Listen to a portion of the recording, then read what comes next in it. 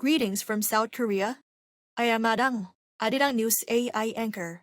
Here is the news making headlines today. President Lee Jae-myung has vowed to overhaul the current tax system to curb real estate speculation, calling the practice a social harm.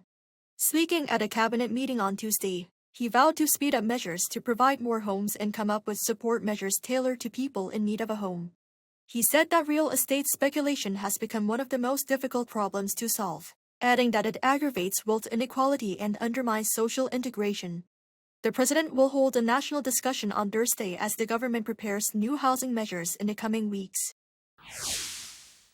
Bilateral trade between North Korea and China surpassed $1.5 billion in the first half of this year, marking the highest volume since 2017, prior to the full enforcement of UN Security Council sanctions.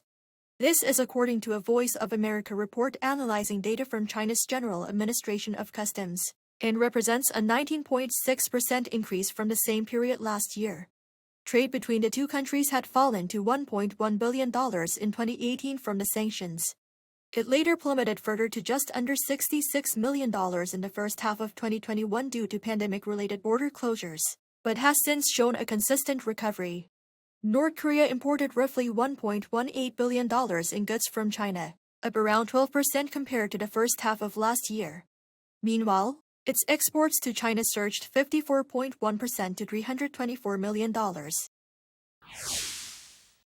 U.S. President Donald Trump issued a strong warning to Iran, saying it would pay many times over every time Iran kills an American soldier. The remarks came in a post on Truth Social on Monday. The warning comes as the U.S. Central Command said on its X account that new airstrikes began at 4 p.m. Eastern Time, marking the 10th consecutive night of U.S. airstrikes targeting Iran. Meanwhile, Iranian President Masoud Pezeshkian has described the country's recent military confrontation with the U.S. as a full-scale war, according to Iranian state media on Monday. Yemen's Iran-backed Houthi rebels have announced an immediate naval blockade against Saudi Arabia, marking a major escalation in tensions after the collapse of a 4-year truce. In a televised statement Monday, the Houthis declared what they called a maritime embargo against Saudi Arabia, saying the move was retaliation for what they described as the kingdom's nearly 12-year blockade of Yemen's ports and airports, as well as the exploitation of the country's resources. The announcement follows a sharp rise in hostilities last week. The Houthis fired missiles at Saudi Arabia after accusing the kingdom of carrying out an airstrike on an airport under their control. Saudi Arabia has not publicly accepted responsibility. South Korean midfielder Hwang In-beom has joined Portuguese Primeira Liga team, FC Porto. According to FC Porto, Hwang has signed a contract through June 2029, with an option to extend it for an additional year.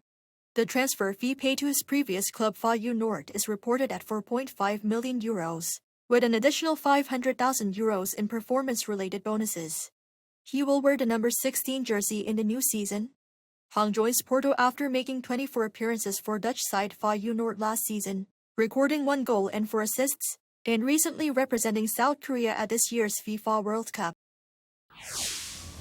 That is all from me today. Thank you for watching.